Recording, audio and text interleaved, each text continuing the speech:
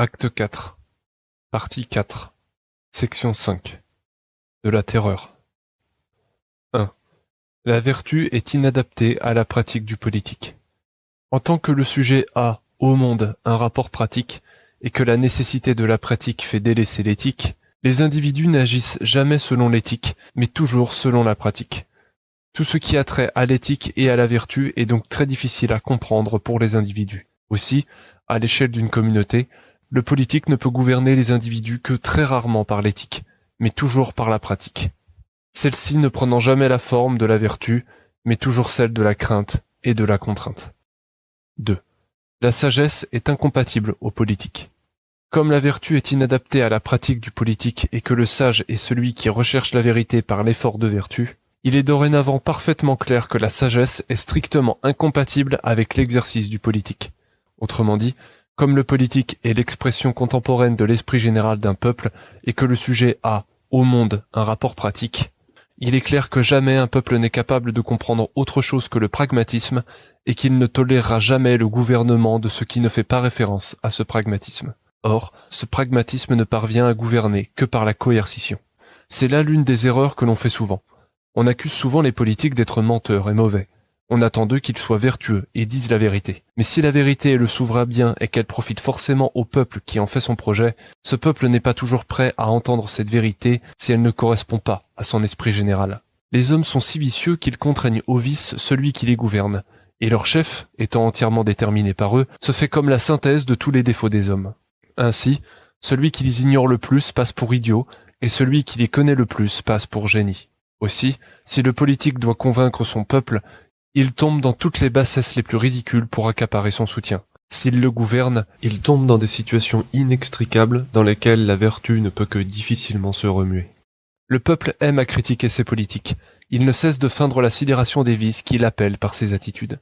Ce n'est pas tant que tous les politiques sont vicieux, c'est qu'aucun politique ne peut se permettre d'être vertueux. D'une manière un peu méchante, on a les politiques que l'on mérite. Et si un peuple n'a comme politique que des menteurs et des mauvais, c'est sans doute qu'il y a, dans ce peuple, quelque chose qui, bien qu'il s'en plaigne, ne peut rien supporter d'autre.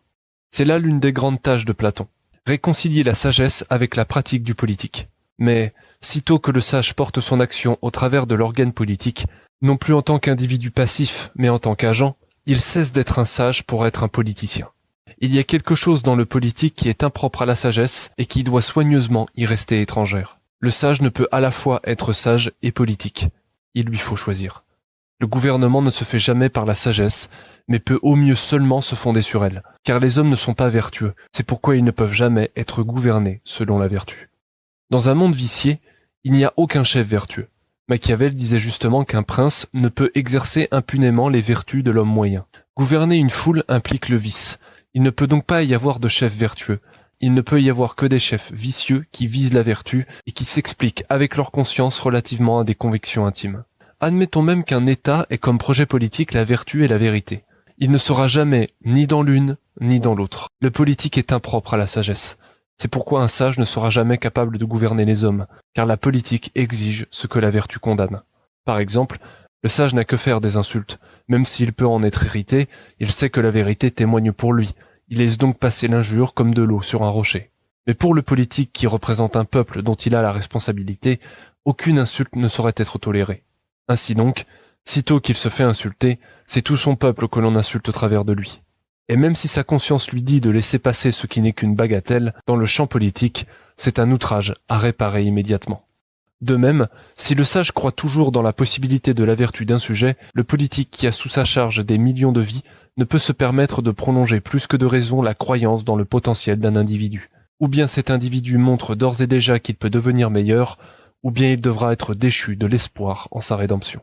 Pareillement, dans le cadre d'une politique d'élection, jamais le sage ne pourra se faire élire par le peuple, car on ne se fait jamais élire que par le mensonge, le spectacle, la duplicité et le vice. Celui qui se refuserait à faire usage de tout cela sera non seulement incapable de se faire une place dans l'esprit du peuple, mais en plus serait entièrement à la merci de ses ennemis qui, usant de calomnies, de complots et de manœuvres vicieuses, auront tôt fait de salir son image pour que le peuple l'ait en horreur. Également, dans le cadre d'une politique héréditaire, la présence d'un sage en politique serait possible, mais miraculeux. En outre, Même s'il avait la bonne intention de régner selon la sagesse, tout son état étant composé et soutenu par le vice, jamais il ne saurait asseoir son autorité par la sagesse, et jamais il ne parviendra à traduire cette sagesse en puissance politique. L'un des meilleurs exemples de ce dernier cas est le fameux Louis XVI. Bien loin d'être un roi incompétent et faible, Louis XVI était un homme pénétré de l'esprit des Lumières propre à la modernité de son époque. Il crut sans doute pouvoir gouverner son peuple selon la sagesse et la vertu des Lumières, tout en prolongeant son héritage royal. Ce fut là précisément son pire vice politique, car rien n'est plus éloigné que la politique et la sagesse. La très grande sagesse de son esprit moderne joua contre lui. Il donna licence à tous les vices de son peuple qui osaient targuer ses excès de la parure du progrès. Et lorsque Louis ne put tolérer que ces vices allèrent contre l'intégrité de la couronne et du bien de l'État, il chercha à reprendre ce qu'il avait laissé prendre. C'est précisément pour cela que, d'un roi aimé, il passa pour un tyran et un despote. En définitif, on lui a reproché d'avoir eu la tolérance, l'ouverture et la sagesse que la vertu de l'époque exigeait. Un peuple n'admire jamais que la force. Ainsi, même s'il s'en plaint, le peuple adorera toujours davantage un politique vicieux qui s'adonne au spectacle de la sagesse qu'un politique vertueux qui fait la pratique de la sagesse en se refusant au vice du politique. En un mot, un sage politique ou un politique sage sont des oxymores. Ce sont des absurdités linguistiques, des contradictions dans les termes. Dans le meilleur des cas, un politique peut être sage, mais s'il ne se comporte que relativement à cette sagesse, non seulement le peuple ne voudra jamais de lui, mais en plus il ne pourra jamais gouverner. S'il veut gouverner, il devra toujours nécessairement au moins jouer le jeu du vice. 3. L'exercice du politique se fait toujours par la terreur. Comme l'exercice du politique ne peut jamais se faire par la sagesse et la vertu, il s'ensuit qu'elle se fait toujours par le vice et la terreur. On ne gouverne donc que par le mensonge, la duperie, la tromperie, la peur, l'hypocrisie, la répression, la contrainte et la force. En un mot, par la terreur. La terreur est un terme pour le moins connoté péjorativement. Qu'entendons-nous par cela ? De manière brève, la terreur est tout autre gouvernement que celui de la vertu. Plus précisément, la terreur est la somme de tous les moyens qu'un sujet utilise pour contraindre la volonté d'un autre pour lui imposer sa volonté, que ce soit par des armes, des institutions ou même un art rhétorique. Cette terreur se caractérise toujours par la contrainte et la coercition. Autrement dit, le sujet soumis par la terreur est contraint de faire ce qu'il ne veut pas ou ce dont il n'a que faire. Plus par la crainte des conséquences s'il ne le fait pas, que par la motivation que cela est juste et bon. Jusqu'alors, aucune politique et, de manière plus générale, aucune forme d'autorité quelle qu'elle soit, n'a jamais su se faire autrement que par cette terreur. À chaque fois qu'elle s'y essaye, elle sombre dans l'impuissance et le ridicule. La terreur est toujours l'outil principal du pouvoir car, sans lui, le pouvoir est impuissant. Aucun pouvoir ne se fait par la vérité, la raison et la vertu, mais toujours par le vice, le mensonge et la manipulation. Comme s'il existait dans l'homme quelque chose qui empêche de le gouverner autrement. Ainsi, le pouvoir implique le crime et oblige au vice. C'est pourquoi, jusqu'alors, il n'a jamais existé aucun pouvoir innocent. Pour gouverner, il faut paraître, mentir, sévir, punir, terroriser, donner d'une main ce que l'on est prêt à reprendre de l'autre, voler, tuer, arranger, intriguer, et, si les peuples se plaignent de ceux qui les gouvernent, ils ne sont pourtant rien capables de comprendre d'autres. 4. Un peuple ne consent à vivre dans la vertu que par la crainte de la terreur. En tant que le sujet a, au monde, un rapport pratique, et que l'exercice du politique se fait toujours par la terreur, quand bien même le politique serait sage, il ne pourrait faire valoir sa vertu qu'en la soutenant par la terreur. C'est la terreur qui permet de tenir et d'ordonner toutes les sociétés vicieuses dont le vice est si fermement collé à leur peau qu'elles ne peuvent plus s'en détacher. Il est insoutenable pour un prêcheur de vertu de comprendre que l'homme ne se gouverne que par la terreur et qu'une parole n'a de valeur qu'à l'aune de l'épée de celui qui la lui arrache. En simple, l'homme est à ce degré réduit à l'état bestial de sa nature qu'il ne cesse de s'y enfoncer dans la société vicieuse et qu'il ne pourra jamais se réveiller de ce cauchemar de vice dans lequel consiste son existence entière, sauf si l'on l'y force. Autrement dit, les individus étant incapables de se gouverner eux-mêmes par la vertu, ils sont contraints d'être gouvernés par quelqu'un d'autre, par la terreur. C'est cette terreur qui confère aux individus le cadre nécessaire à la compréhension du mot « vertu ». Sans force pour l'imposer, ce n'est que du vent, un mot creux vide de signification. La vertu se fait par les mots, et quand les mots n'ont pas ou plus de sens, il n'y a plus que la violence. L'individu ne peut donc dépasser sa conception pratique du monde pour comprendre la vertu qu'après un long processus de maturation. Quand bien même on aurait pour intention de la lui enseigner, tout ce qui précédera cette compréhension sera toujours la force et la peur. Comme un enfant ne consent à se brosser les dents que par la crainte de la douleur, tant qu'il ne l'a pas ressentie, il aura toutes les peines à vouloir se brosser les dents. Il ne comprendra pas que le faire lui fait en réalité du bien et que, même si cela lui déplaît, ne pas le faire lui fait du mal. Il ne prend conscience du bien qu'il fait que par l'expérience du mal qu'il a éprouvé sans le faire. Dans son cas, le bien est secondaire, il est presque collatéral.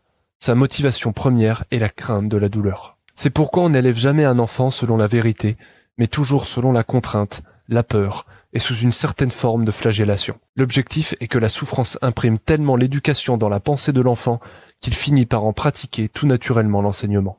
On dissocie communément le vice et la vertu. On croit que la vertu pourrait se faire d'elle-même par la force de ses principes. Or, la condition humaine est à ce tel degré de l'avilissement que la vertu ne peut jamais se réaliser sans l'étayage du vice. C'est pourquoi le politique aura toujours besoin d'hommes iniques pour se maintenir et se développer. Chez les plus grands hommes d'État, une fois percée la couche de gloire qui vernit le crime, on découvre toujours qu'ils étaient les plus brutaux et les plus vicieux de leur peuple. Par exemple, si nous prenons Napoléon, dont le mérite et le génie ne sont plus approuvés, admettons qu'il existe un moyen de remonter le temps pour interagir avec lui. Nous sommes persuadés que le spectacle de ses vices les plus notables nous l'aurait rendu très vite antipathique. Mais ce sont précisément ces vices qui ont fait de lui un grand homme d'État. Dans le politique, certains vices deviennent des vertus et sont des conditions nécessaires de son excellence.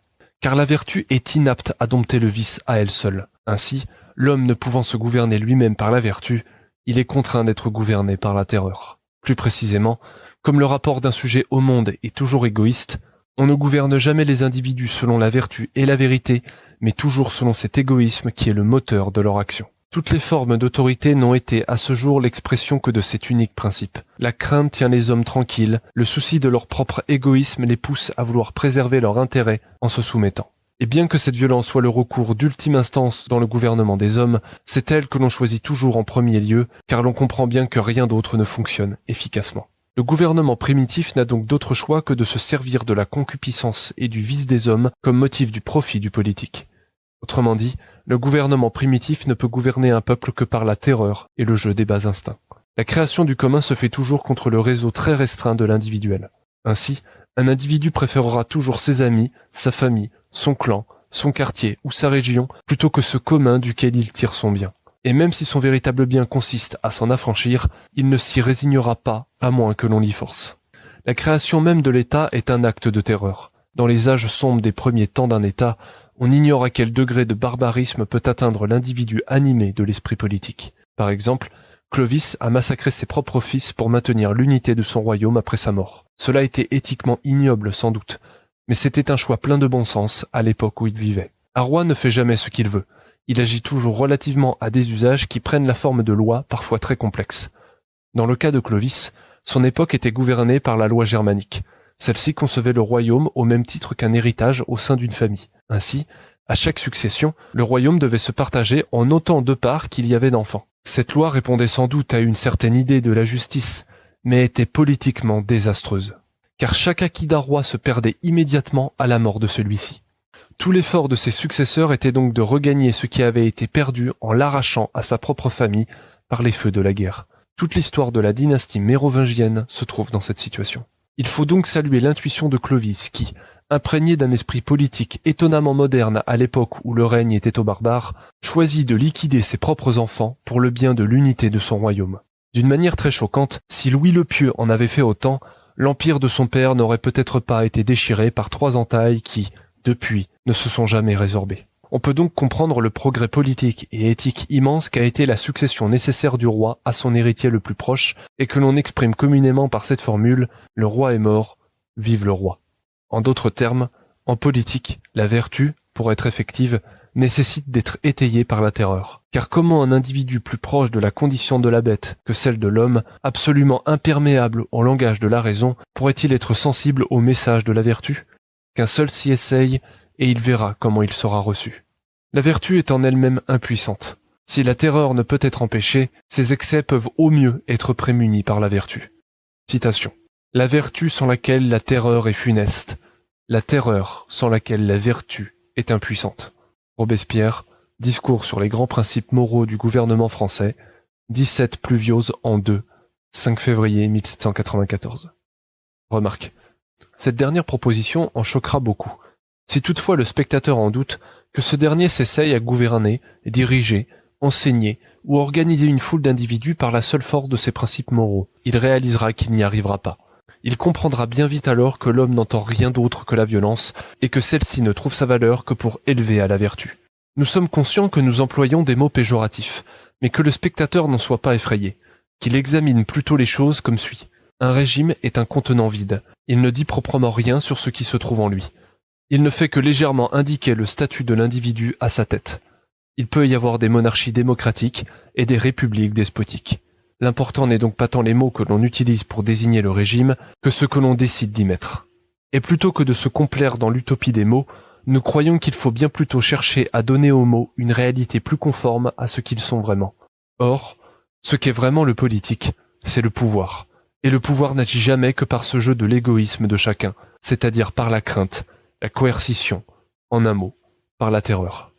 Nous sommes conscients que notre idée sera reprise par tous les individus qui, sous prétexte du bien commun, ne cherchent rien sinon donner licence à leur barbarie naturelle. Mais comme on peut toujours démontrer ce que l'on veut, encore plus parmi ceux qui souhaitent voir la raison dans nos idées, on peut toujours faire de la plus grande vérité le pire des vices. Si jamais on devait faire un mauvais usage de cette proposition, que l'on se dise qu'il y a peu de choses dont on ne peut faire une arme et que ce qui importe dans un texte n'est pas ce que les autres vont en faire, que la vérité de ce qu'il exprime. 5. La terreur ne rend pas vertueux. Le politique n'étant parvenu à parfaire l'homme par la vertu, il s'est du moins assigné à le tenir tranquille par la terreur. Il faut constamment lui tenir une épée de Damoclès au-dessus de la tête pour qu'il daigne se tenir tranquille. Ainsi, à défaut de rendre les hommes vertueux, le politique les contraint à en avoir l'apparence. Cependant, cela n'est en rien la vertu. Ce n'est qu'un pis-aller face aux vices des hommes, et cette terreur n'est jamais que le règne de l'apparence où chacun feint d'être vertueux sans l'être vraiment. Autrement dit, l'homme ne pouvant être bon par lui-même, il est contraint d'y être par une force extérieure qui lui fait valoir son bien par la crainte de la punition s'il ne le fait pas. Le politique a donc très tôt compris que, pour contraindre les peuples à la vertu, il fallait leur faire craindre le châtiment. D'ailleurs, c'est exactement pour cela que, dans les religions archaïques, la piété consiste entièrement dans cette crainte de Dieu. Cette politique peut certes être utile à l'homme primitif, mais n'est jamais pérenne.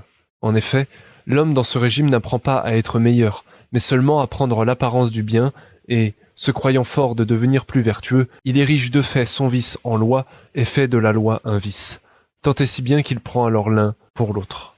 Par conséquent, comme toutes ces vertus ne sont que des filles de la peur, l'individu n'apprend pas tant à être bon qu'à paraître bon, pas tant à donner qu'à recevoir, pas tant à dire la vérité qu'à dissimuler son mensonge, et pas tant à agir par vertu qu'à réagir par peur. Jamais la terreur ne peut donc susciter une vertu authentique, active et d'adhésion. Elle ne fait qu'inspirer, par la crainte, des actions que les individus subissent plus qu'ils ne les font.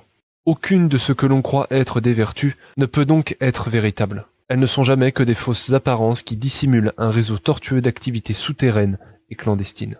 Le peuple peut parfois se persuader lui-même de sa bonne conscience car, après tout, il est conforme aux usages de la société, et cela suffit à lui donner le sentiment de sa vertu. Mais, au fond, il n'a pas changé d'une once, et sitôt que cette instance politique n'est plus là pour le menacer du fouet, il retombe dans ses vices comme s'il n'avait rien vu, ni rien appris.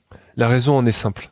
N'ayant jamais vécu que par d'autres dans la terreur, ils n'ont jamais appris à vivre par eux-mêmes dans la vertu. On donne parfois l'impression de penser que les lois suffisent à rendre meilleur, que la contrainte suffit à rendre vertueux. Or, ne pouvant vivre à la lumière du politique, les individus font leur vie à l'ombre de son glaive. Toutes leurs activités cherchent donc à contourner ces lois. Comme nous l'avons dit, le respect de ces lois auxquelles le peuple est contraint ne fait rien que donner alors l'apparence d'un bien qui dissimule un réseau souterrain et clandestin qui, dès lors, cherche à être pacifié par de nouvelles lois qui sont également contournées. Cet effort absurde du politique pour contraindre les individus à la vertu par la terreur ne fait rien que créer une hydre où, à chaque tête coupée, deux autres repoussent. Ainsi, la vertu ne repose pas tant sur la loi que sur l'éthique.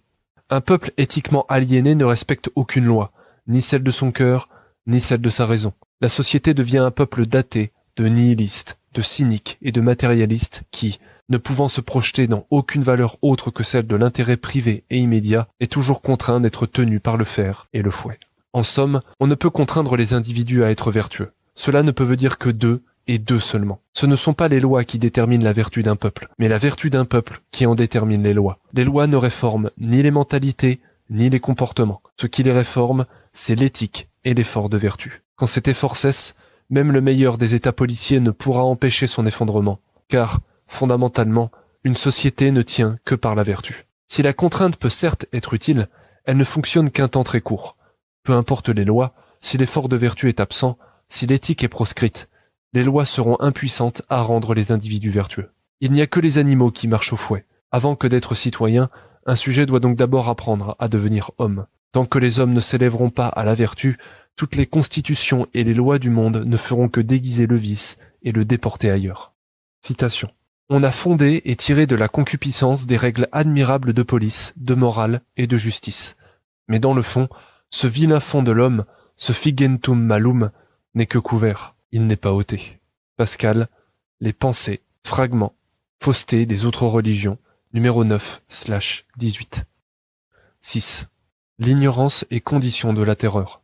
En tant que l'ignorant n'est jamais libre, l'ignorant ne peut jamais se déterminer lui-même. C'est pourquoi il doit toujours être déterminé par autrui. On voit communément dans les peuples des individus soumis à tant de détermination interne ou externe que c'est beaucoup s'avancer que de les dire libres. On ne peut jamais interagir avec eux comme des individus libres, mais toujours comme des individus esclaves, de telle manière qu'interagir avec eux consiste plutôt à exploiter ce envers quoi ils sont esclaves que de leur dire la vérité. C'est en effet pour cela que tout individu ayant un peu de pouvoir comprend très vite qu'interagir avec autrui consiste en réalité à connaître la psychologie des individus pour savoir comment l'influencer, le manipuler et à l'exploiter relativement à l'intérêt qu'il cherche à leur faire réaliser. Comme un individu a un rapport pratique au monde, on n'éduque ni ne gouverne jamais un individu selon la vérité, mais toujours selon ce que sa psychologie lui permet de comprendre, c'est-à-dire selon la contrainte et l'intérêt personnel pour, petit à petit, le porter à la vérité. Cependant, pour qu'elle lui soit compréhensible, on doit souvent la distordre et la travestir pour y revenir ensuite. À noter qu'il existe des individus qui ne peuvent se déterminer eux-mêmes. Il n'y a donc aucun enseignement à leur transmettre. Toute leur existence sera condamnée à être déterminée par autrui qui pensera pour lui, se portera d'un bien à sa place et l'entraînera là où il l'aura choisi. Plus précisément, l'homme est une espèce d'esclave et de marchand. D'esclave d'abord car, étant incapable de se déterminer lui-même, il a besoin d'autre chose pour le déterminer à sa place. De marchand ensuite car seul l'intérêt est le motif de ses actions. Nous voyons qu'il transpose jusque dans le suprême cette soif de bien et d'intérêt qui est le seul motif de ses actions. Ce sont ces deux facettes de l'espèce humaine que se doit d'exploiter toute forme d'autorité pour asseoir sa puissance. Pendant longtemps, cette autorité était la fonction de la religion. L'individu se référait à quelque chose qui le déterminait, qui lui donnait à penser ce qu'il devait faire, qui lui donnait le sens de sa vie et dans lequel il se réfugiait pour obtenir sa récompense. C'est ainsi que les religions fonctionnent pour maintenir l'ordre social, et c'est pourquoi l'on croit que ce Dieu rendra à chacun selon ses œuvres. Cependant, en tant qu'aucune relation ne peut être saine là où il n'y a pas de communication, et que le logos est une condition de la relation vraie, non seulement l'individu ignorant et incapable de communiquer est bien plus proche de la bête que de l'homme, mais, de plus, toutes ces relations seront toujours conflictuelles. Ainsi, d'une manière qui pourra peut-être paraître éloignée, l'ignorance est également l'absence de logos. Or, là où il n'y a pas de logos, il n'y a pas de réelle communication. C'est pourquoi, non seulement la communication ne se fait que par cette exploitation de ce envers quoi les individus sont esclaves, mais en plus cette communication est toujours conflictuelle. Autrement dit, quand on ne parle pas à la raison, on ne comprend que la violence. C'est pourquoi un peuple ignorant ne peut être gouverné que par la terreur. Cette violence n'est jamais un acte libre, elle est toujours un coup forcé, une nécessité de dernière instance à laquelle on est contraint. Mais comme le savoir est absent, toute forme d'autorité a constamment recours à cette dernière instance qui finalement va au plus rapide. En conséquence, les défauts de la raison entraînent les vices de l'esprit et appellent le vice de ceux qui les gouvernent pour en pacifier les comportements. C'est pourquoi l'ignorance même des individus appelle cette terreur dont pourtant ils se plaignent. C'est également pourquoi la condition de la vertu en société est la connaissance des individus qui en sont le peuple. Sans cela, ce régime de terreur ne pourra jamais être dépassé. Il suit de cela que l'exercice de la raison est une nécessité pour tout individu libre. L'ignorant étant incapable de penser par lui-même, il ne pense jamais que par autrui. Ainsi, sa pensée n'est plus le fruit d'une réflexion, mais l'expression automatique de formules apprises par cœur qui, par leur simplicité et leur concision, lui procurent un profond sentiment de vérité. Ainsi, si les individus peuvent se cacher à eux-mêmes l'exercice de la réflexion, son besoin s'imposera à eux au moindre problème. Ils comprendront alors que la pensée est aussi indispensable à l'homme que l'eau à l'animal. Mais n'ayant jamais pris le temps de s'y consacrer un tant soit peu, ainsi que pressé par le temps impérieux de la nécessité pratique, il sombrera dans toutes les erreurs possibles. Tous les problèmes cachés, dénigrés ou partiellement résolus referont surface dans une catastrophe de l'esprit qui engendrera ou démultipliera les catastrophes terrestres. En un mot, ce sera la panique ajoutée au fléau. Et ne sachant ni quoi penser ni quoi faire, le sujet se laissera porter par le cours des choses et sombrera dans tous les vices qui se présenteront à lui. Citation. Satisfait d'échapper à l'âpre labeur de la réflexion, ils laissent volontiers s'exercer une tutelle sur leurs pensées, et s'il arrive que les besoins supérieurs s'agitent en eux, ils saisissent d'une foi avide les formules que l'État et les prêtres tiennent en réserve pour cette circonstance. Schiller, Lettres sur l'éducation esthétique de l'homme, 8e lettre. Si l'on poursuit, de même que l'ignorant est impuissant et, ignorant de l'éthique, ne fait que tourner d'où vient le vent, de même, il demeure entièrement esclave de ses passions et perdu dans le hasard d'affections qu'il ne maîtrise pas. À partir de là, on ne peut avoir aucune confiance en lui, et le seul rapport que l'on peut avoir avec lui est celui de l'incertitude et de la méfiance. Par conséquent, l'impossibilité d'avoir confiance dans l'autre crée un climat de tension qui ne peut garantir la parole que l'on est contraint de donner à l'autre que par la terreur. En simple, il devient dans l'intérêt sensible immédiat de l'individu de respecter sa parole. Sans cette menace au-dessus de lui, jamais il ne respectera sa parole, si ce n'est par la lubie de l'instant. En résumé, l'ignorant esclave de ses passions invite de ses vœux cette terreur qu'il regrette.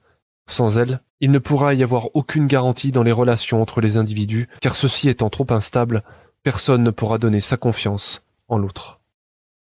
7. La terreur détruit le commun.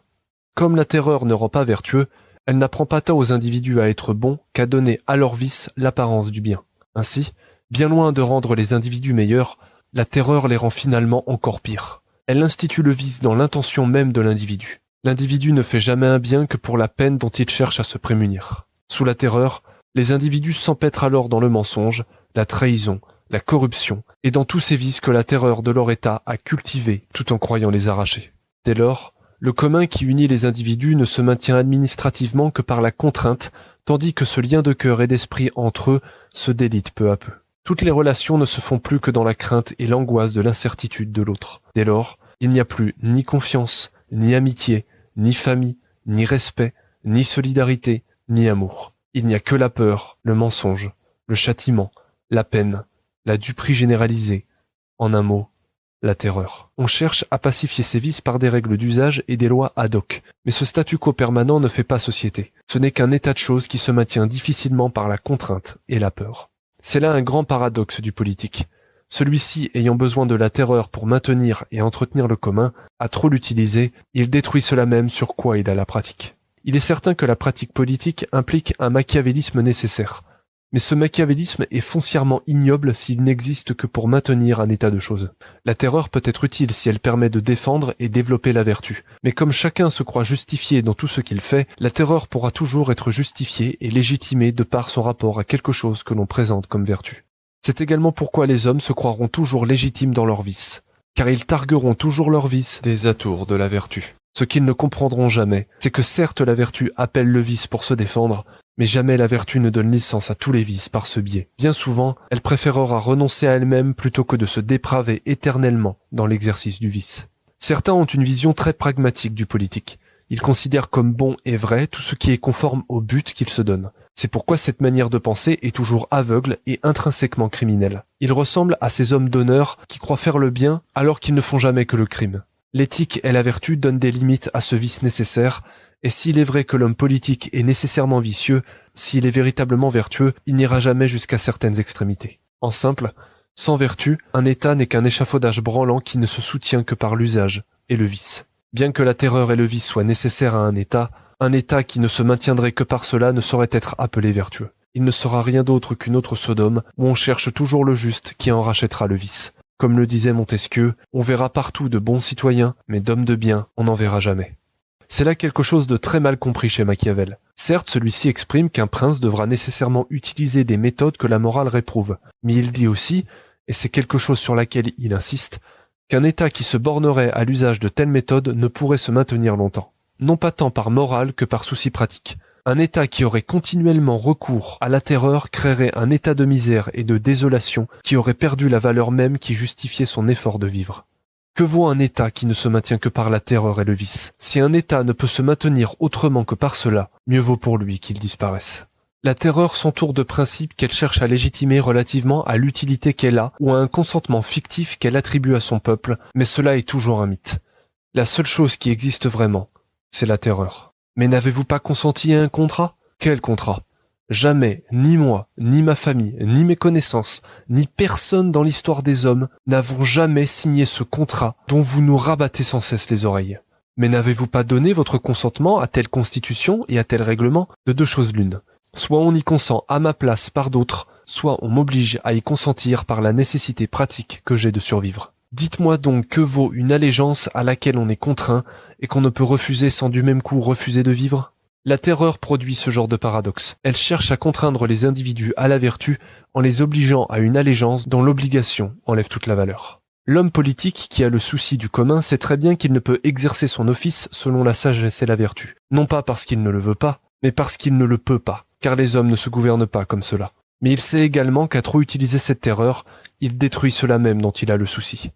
On ne peut pas forcer les individus à s'entendre, tout au plus peut-on les contraindre à vivre ensemble. Mais s'ils ne marchent qu'au fouet, jamais ils ne pourront entretenir entre eux des relations véritables. Ils verront toujours dans l'autre l'amertume de leurs propres conditions. En conséquence, cet état de terreur doit être dépassé si le commun qu'elle cherche à protéger veut véritablement survivre. C'est pourquoi l'évolution des sociétés doit toujours passer de la terreur à la vertu si elles veulent avoir une véritable valeur. Autrement dit, toute société doit partir d'une période archaïque où la terreur est nécessaire à une période classique où la vertu est tout aussi nécessaire et qui en constitue son apogée. Dit encore autrement, les hommes ne pouvant se gouverner eux-mêmes, ils sont contraints d'être d'abord gouvernés par autre chose. Mais il doit venir un temps où ces hommes cessent d'être tenus par la contrainte pour se tenir eux-mêmes par la vertu. C'est au moment où ils y parviennent que l'on cesse d'être dans un état de terreur pour entrer dans une nation de raison et de vertu. C'est cela qui doit motiver tout effort politique. Sans cet espoir, sans ce but, aucun État ne mérite de vivre. En résumé, tant que les hommes seront enfermés dans leur conception pratique, le politique ne pourra les gouverner que par la contrainte. Les hommes ne veulent pas vivre dans la terreur, mais ne sont pas prêts à vivre dans la vertu. La raison humaine en est encore à ce stade archaïque de son histoire où elle désire une vertu qu'elle n'est pas capable de tenir. C'est pourquoi elle ne peut jamais vivre que dans la terreur et, si cette terreur peut être utile un temps, tous comprennent intuitivement qu'une vie sans vertu ne vaut rien. Fin de la section 5.